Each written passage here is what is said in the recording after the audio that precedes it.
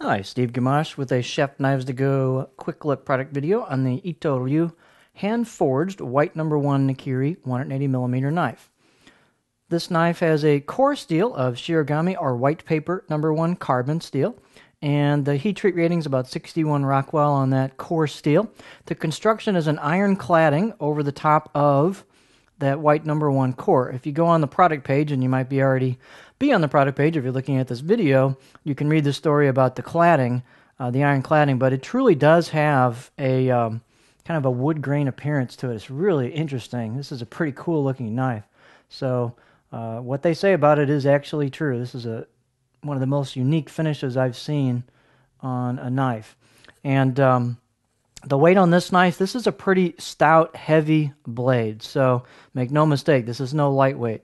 So it's almost 8 ounces, 225 grams.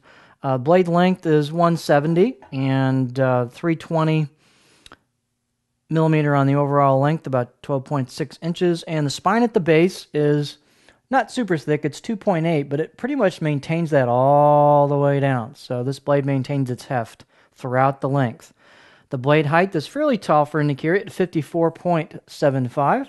And the handle type is a D-shaped, called sandalwood. It could be rosewood as well, with a black packawood ferrule. Very nicely done handle. The circumference on the handle is slightly under kind of a standard 3-inch, so 2 7/8.